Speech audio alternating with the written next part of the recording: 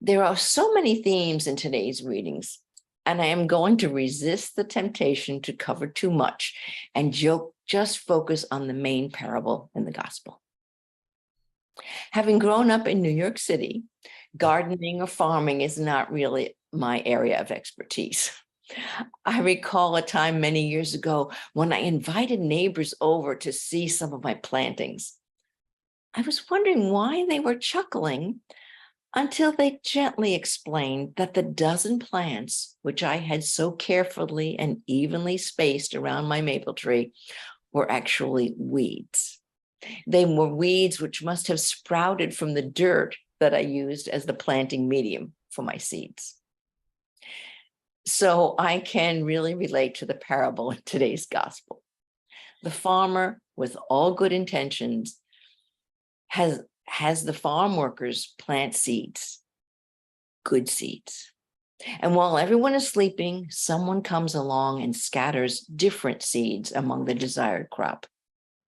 Then there is the dilemma: to pull or not to pull.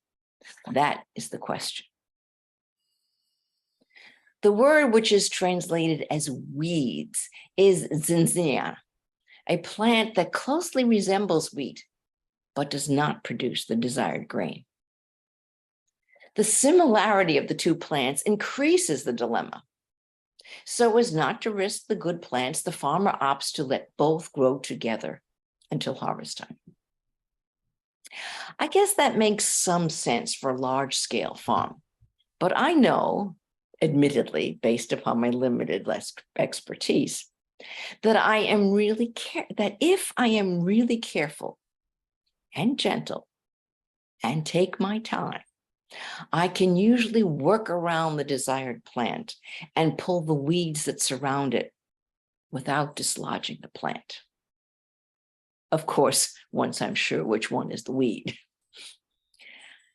Let's look at this analogy in a global sense.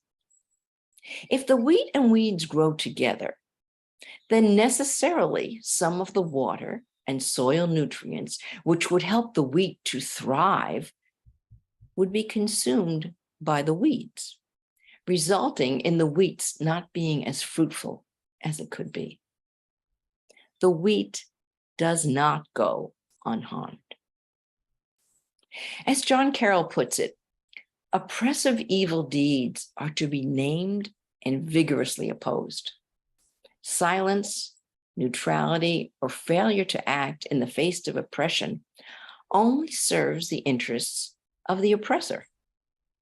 We can't presume to be always in the right, but when we do witness injustice, patiently waiting on the sidelines for God to make things right is not a faith-filled option.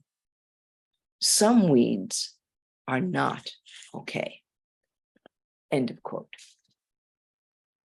Actions and inactions have consequences. If one sows hatred and discord, that is what one will reap. As Christians, we need to sow the seeds of love, compassion, and justice. And we need to water them well and weed them carefully. Several verses later, the author of this gospel has Jesus giving an explanation of the parable to his disciples.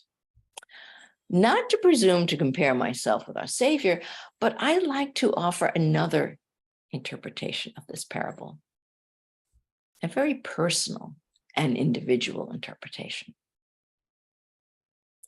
I'd like to suggest that the field is our heart, our soul, our spirit, our essential being, whatever we choose to call it. God plants in that heart the seeds of goodness, love, kindness, and compassion. That is how we are born. That is how we come into this world as innocent, loving children of God.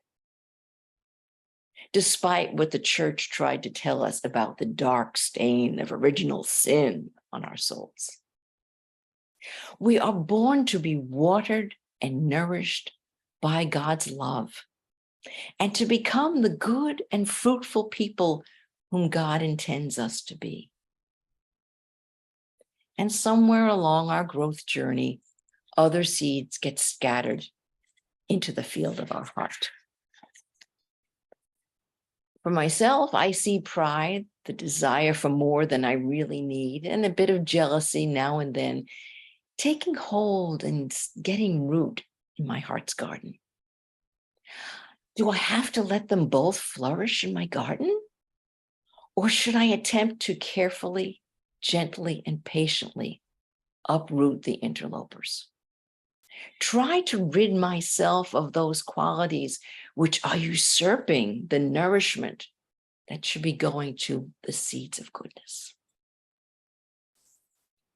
In the parable, the seeds, both good and evil, are left on their own until harvest time, when the wheat is gathered into the barn and the weeds are burned.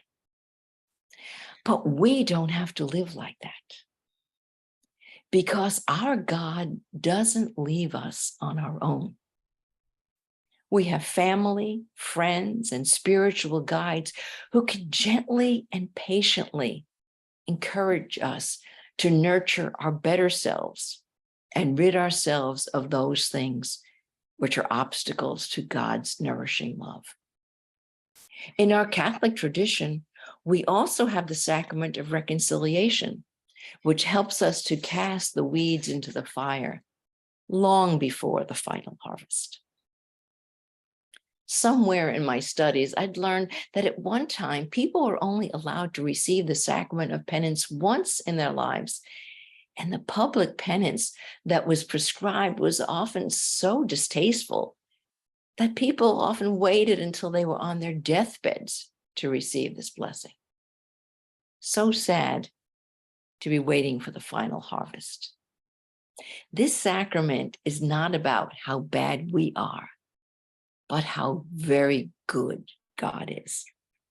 And the other readings of today emphasized and affirmed God's generous mercy and compassion and forgiveness. Today, we have many opportunities to rid ourselves of the weeds in our hearts before they can really take root. May we be open to receive the blessings of God's gentle, loving weeding. And may we, in turn, be aware of the opportunities that we might have to be the gentle gardener for others.